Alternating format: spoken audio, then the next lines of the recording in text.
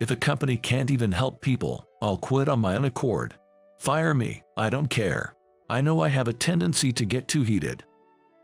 I'm aware of it, truly. But the words from the CEO in front of me were absolutely unacceptable. My name is Dylan. I work in sales for a security firm. I always wanted to be a police officer and even took up boxing because of it.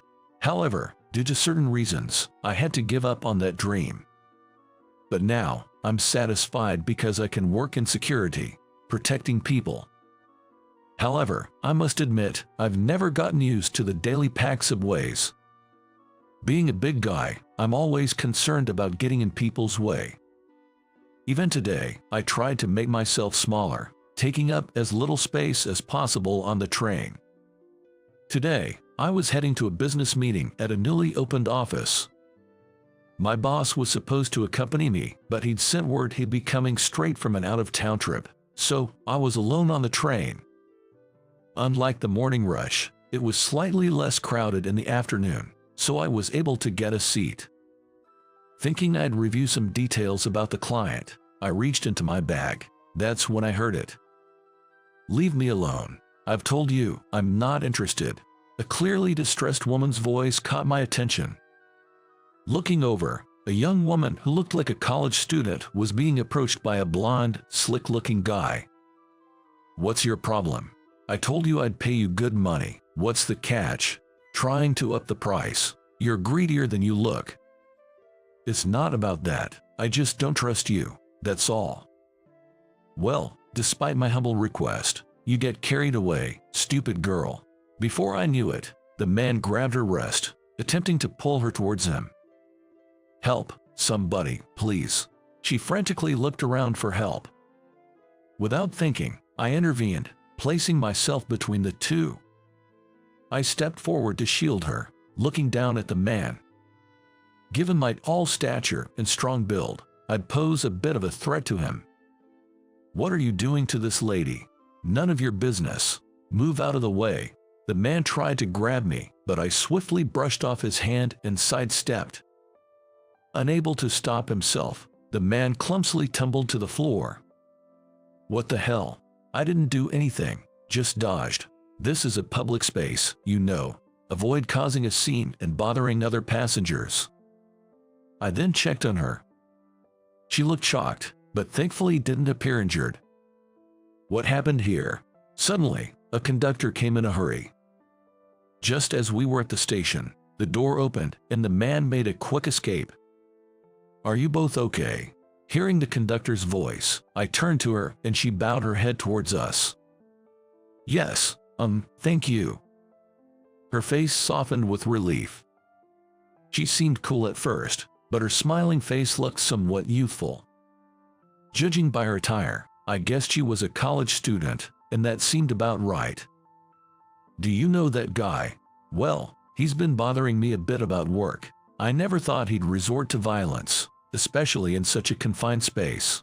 I'm sorry to ask this, but can we get a statement from you? It's protocol." At the apologetic tone of the conductor, we both nodded. It looked like we'd be questioned at a station near her residence. I'd probably be late for my meeting, but it couldn't be helped. I quickly texted my boss and put my cell phone back in my bag. She's a junior at a nearby private college, and her name is Lisa.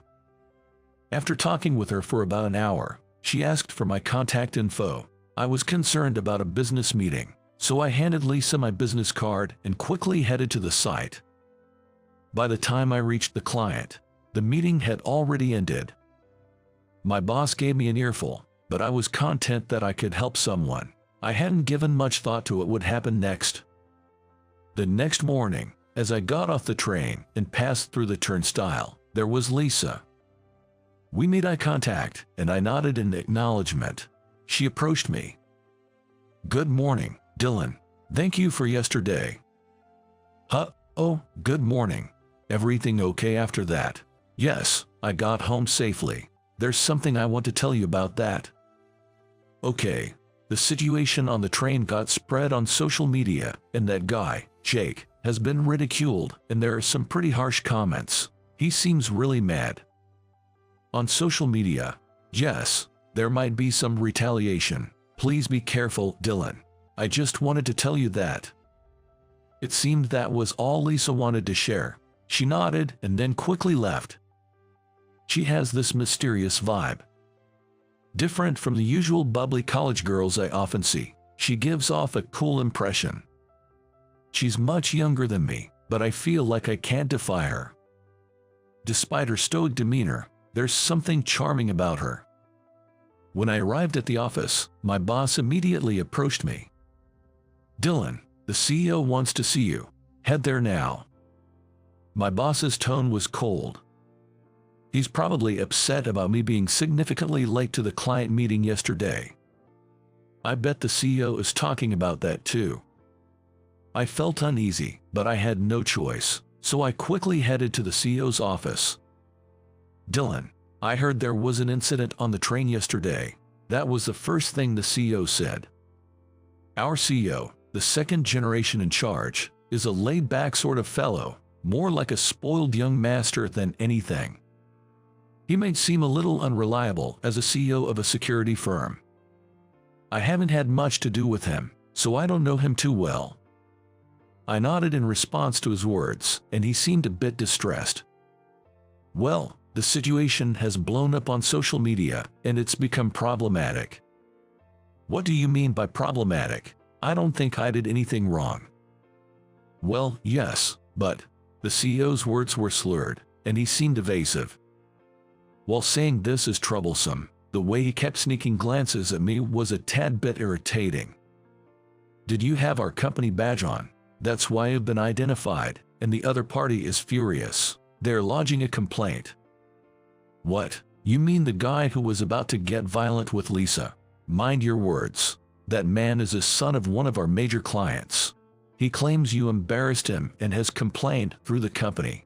We have to think about your situation. Since they are a significant client, we can't just ignore this. How about a transfer, just for a few years? Transfer? Where to? It's a bit far, but we've just secured a contract for facility security in Nebraska. It's a bit out of your usual job scope, but it was you who caused this issue, after all. The CEO said with a half smile. I realized this was likely a demotion. Even though he knew their demands were unreasonable, he seemed willing to sacrifice me to smooth things over. We can't have an employee causing issues working at the headquarters, you understand. But all I did was try to help. Your intentions were noble, but they've done their research on you. Your father, he's a criminal, right? My heart sank at the CEO's words. It's true, my father is in prison. He's divorced from my mom, and I've cut ties with him. Still, the truth haunts me. Because of my father, my mom and I had to move away from our hometown. I've recently been able to spend my time peacefully. However, the weight of society's prejudice is still heavy. I thought you had kept it hidden well until now, but if I had known that, I would never have hired you in the first place. Still, you should feel lucky you weren't fired. I've cut ties with my father, so he has nothing to do with me. I'm offended. Even if you say so, others might not see it that way. Having you in the main office causes various problems. Your very presence harms the company. Why did I have to hear all this? I clenched my fist tightly. Seeing my reaction, the boss looked at me with disdain and spoke. Resorting to violence. No wonder people say sons of criminals are just trouble waiting to happen. What's this about wanting to help people? In the end, people like you can't do anything. I felt my blood boil at his words. If I punched him now, I'd be playing right into his hands. If I hurt him, it might become an assault case. I clenched my teeth and bore it silently. I closed my eyes and counted to 6 in my head. Doing that helped me calm down just a bit. Taking a deep breath, I mustered all my strength and shouted. If this is a company that can't help people, then I quit. Fire me or whatever. Getting too heated is one of my bad habits. I know it. But still, the words of the boss in front of me were something I could never forgive. After being told by the CEO to get out, I left the company and was heading to the train station. Wondering what to do next, I went to a bookstore near the station. While flipping through a job magazine, a woman approached me. "Oh, Dylan, aren't you supposed to be at work? Hi, it's nice to see you again, Lisa." Lisa was the one who called out to me as she looked up at me. She had a few complicated books and a fashion magazine in her hands. She gave off a mysterious vibe but looked her age, which gave me butterflies. "Job magazine, are you changing jobs?" "Yeah, kinda." "Is it because of what happened yesterday?" At Lisa's words, I tried to play it cool, but I couldn't. My friends often joke about how easily readable I am, calling me an open book. I'm not good at hiding things. "I'm sorry, it's my fault, isn't it?" No, it's my fault. Some family issues came up, and I decided to quit." "You mean, your wife?" "No, I'm single. It's my dad. But never mind that, so I thought I might look for a new job. I have some savings, so I'll be fine for a while." Lisa looked down, deep in thought. Then, suddenly looking up, she gazed deep into my eyes. "Dylan, how about becoming a bodyguard?" "What?" Caught off guard, before I knew it, she had grabbed my hand and was leading me somewhere. I found myself in an office room. "What's this place?" "My company." "What? But aren't you a college student? Starting a business in college isn't that rare, right?" She then guided me to a sitting area partitioned off in the corner of the room. Several people were working in the office, the sound of keyboards clicking away. She spoke briefly with someone in the back and then turned back to me. "Well, I'm technically the CEO here. Started this company a while back, turned a profit here and there, and now we've grown big enough to have this office space. We develop apps targeted at young women, and I guess we made about $50 million last year. We're a legit business, so we offer decent benefits, health insurance, and all that jazz." And then, "Whoa, hang on a sec, you're going too fast for me to keep up." "Oh, I'm sorry. Would it help if I start from the beginning?" "Oh, Lisa, don't you think you should do something about that habit of yours of going off on tangents?" While I was racking my brain, a slender man with glasses brought me a cup of coffee. "Nice to meet you. I'm Luke. I co-own this place with my sister. Think of this place as a co-working space. I heard about you from my sister yesterday. Thank you for helping out." You're welcome." Lisa can be a bit blunt and has had her share of troubles. As her brother, I worry about her. "Do you really need to explain all this now?" Lisa looked slightly annoyed as she shot her brother a glance. The familiar vibe between the siblings made me chuckle a bit. To be honest, I've always hoped she'd have someone to look after her. She's a genius, and many companies are after her. It would be a disaster if someone took forceful ways on her, like what happened yesterday. We would be so grateful if someone like you could serve as her bodyguard. A genius. Yes, call me a proud brother, but she's been involved in app development for years. Last year, she released a photo editing app that became a huge hit, and there are several others. As Luke listed the apps, I realized I had heard of them. I knew she was talented, but I had no idea she was this accomplished.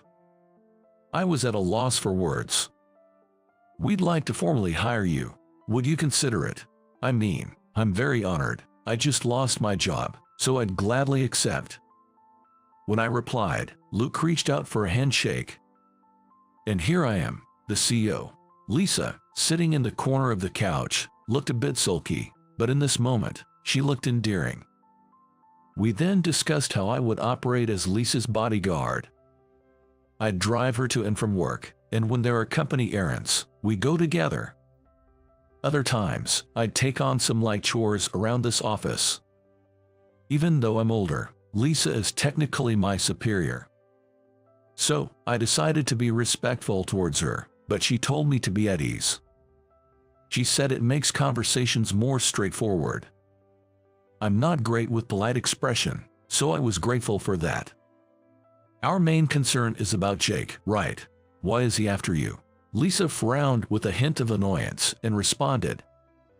Jake's the third son of a pretty reputable company. His older brothers are outstanding, but he seems to know he's not up to par. He thinks that if he can't achieve much during college, he won't be the successor, so he targeted me. He probably believes that if he can take over my company, all the profits will be his. If he can't maintain the app, he'll plummet in no time. He wants to take over the company.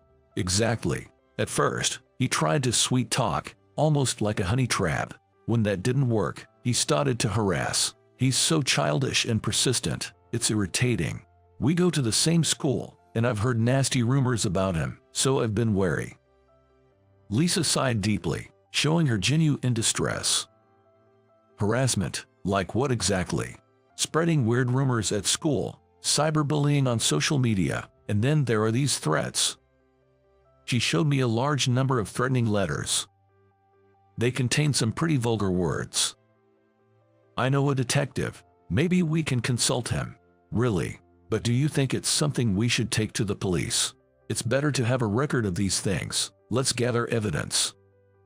I called up an old high school buddy of mine, John.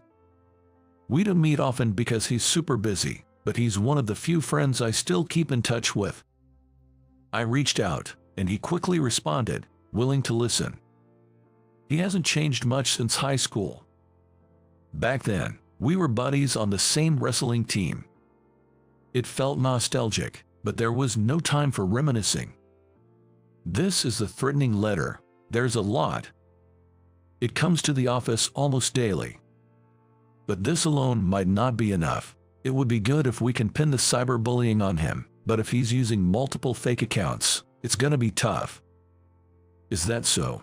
He almost assaulted her, you know. Isn't that enough? Almost isn't good enough.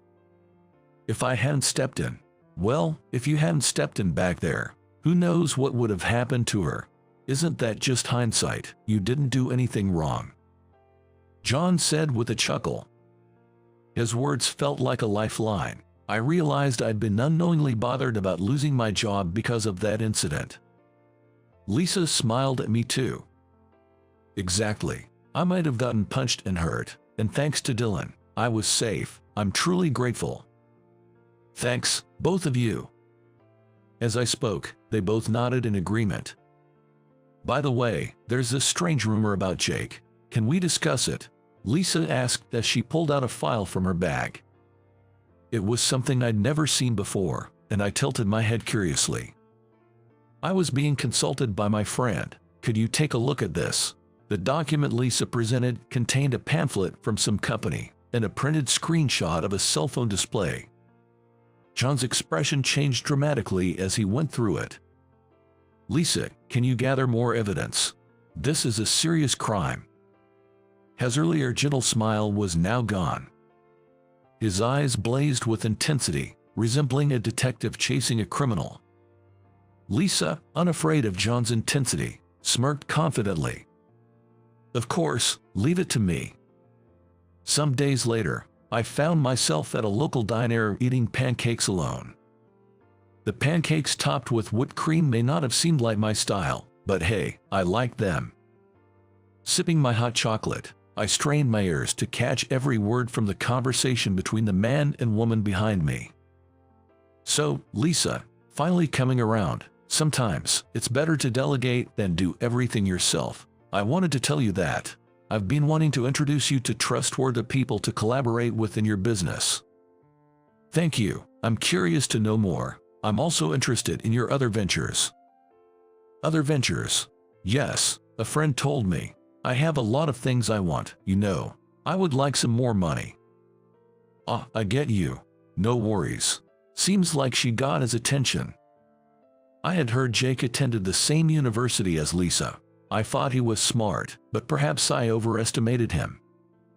Jake, with his flamboyant looks, handed Lisa a green pamphlet while talking smoothly. It was the same one John had seen at the police station. Jake's voice became noticeably quieter and more discreet.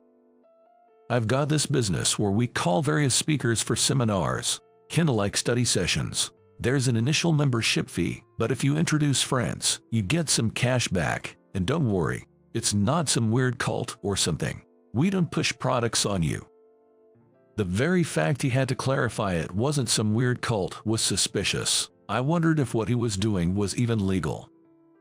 Looking at the brochure, Jake seemed eager to explain the profitable strategies, the kind of people you can meet, success stories, and such. He seemed unaware that Lisa was becoming indifferent, only offering half-hearted responses. Additionally, he chattered on about private stocks and foreign currency investments. Meanwhile, Lisa was amusing herself by wetting a paper bag for a straw and watching it wriggle. Either Jake didn't notice, or something was off with him. "So, what do you say, Lisa? Will you join? Do you have any videos or something about the seminar? Send me the link. I'd like to see it before deciding. I'm considering it though." "Seriously, I'll send it right now." Jake was in a good mood and operating his phone. Soon enough, a notification sound indicated that a video had been shared in the group chat between Lisa, John, and me. The seminar's content was very sketchy. "Hello, you're Jake, right?" Suddenly, a soft tenor voice broke the silence. With a friendly smile, John and another detective appeared next to where Lisa and Jake were seated. "We'd like to have a word with you. Mind accompanying us?" John reached into his pocket, flashing his police badge. "You seemed to have quite an interesting conversation earlier. We'd love to hear more." What? How did you? Could it be you?" Jake seemed suspicious of the undisturbed Lisa or had noticed something. In no time, his face turned red and he lunged at her. I instinctively moved and slid myself between Lisa and Jake. Jake's fist hit my cheek, but it was just a slight jolt and not really painful. Such a loosely thrown punch had no effect. I stared into Jake's eyes and smirked. He let out a pitiful leak and tried to pull his right hand away, but I firmly grasped his wrist. "Ah, you're that guy from..." "Yeah, I'm the one who lost my job because of you."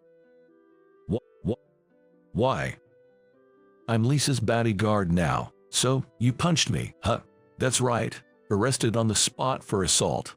Maybe I'll take my time hearing about the other stuff. Ready for what's coming." One would let their guard down with John's gentle demeanor, but he's dozens of times scarier and stronger than me. Being glared at by him, it seemed Jake lost all will to resist. "Man, there was no need for you, a civilian, to get punched. If I had been the one, we could have charged him with obstructing an officer." "Ah, I messed up. Sorry." "Haha, just kidding. Honestly, you helped. I bet we can now race back to all the culprits. It's amazing no more victims were hurt. It's thanks to you." Saying that, John raised his right hand and straightened his back. He saluted me, giving his respects. John knew the reason I couldn't become a cop. We had promised to pursue it together, but it didn't come true, and he knew the bitterness I felt. Still, the fact that he remained a friend meant everything to me. My father was deceived by someone and got arrested. He had unknowingly become a courier for a particular crime. Being ignorant is almost as if it's a crime, and he couldn't just excuse himself by saying he didn't know. Even now, he's regretting his past behind bars. I knew that police departments look into the criminal history of family members. So, believing I couldn't pass with my father in jail, I never tried. It's my life's only regret. Having turned 30, I can't become a cop anymore. And yet, John saluted me with such respect. I was touched by his gesture and bowed my head in gratitude. "Thank you." John then climbed into his squad car and drove away. Some time later, news broke about the arrest of a large scam group. From college students to working adults, many had fallen into their web of deceit. There was a surge in the number of victims, especially among college students, and helplines were broadcasted on TV. As for me, I'm working as a bodyguard in Lisa's company. But hardly anyone causes trouble like Jake did, and I've mostly been tidying up the office. Today, the window panes are gleaming. The floor is shiny, and I even wiped down the guest sofa. Lately, I've taken a liking to cleaning and even watch cleaning tutorials on YouTube after work hours. Cleaning can also be a form of exercise, so it's killing two birds with one stone. Lisa, reflecting on recent events, is enthusiastic about developing an app to help women easily send out SOS signals. She also mentioned organizing an awareness event in college to prevent scams. She's currently on her college break and is fervently working on her computer in the office every day. I have no idea what she's doing, but I believe she's creating something fantastic. Since then, I've realized that there are as many forms of justice as there are people. Becoming a cop and catching bad guys isn't the only way to protect people. Like Lisa, developing tools for self-defense or raising awareness to avoid scams is also protecting people. Protecting her and creating a safe workspace also contributes to that goal. In my own way, in my own place, I'll uphold my sense of justice. With that in mind, today too, I'll enjoy my cleaning cum exercise routine.